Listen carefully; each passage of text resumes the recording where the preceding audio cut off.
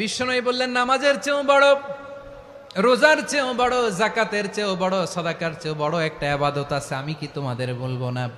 সাহাবারা বললেন, ইয়া রাসূলুল্লাহ, বালা, অবশ্যই বলবেন, সেটা কি? বিশ্বনবী বললেন, ইসলাহু যাতিল বাইন। দুইজন যখন ঝগড়া লেগেছে, তোমার দুই ভাই যখন ঝগড়া লেগেছে, এই দুইজনের মধ্যে বিরোধ মিটিয়ে মীমাংসা করে দেয়া হচ্ছে সবচাইতে সেরা কাজ।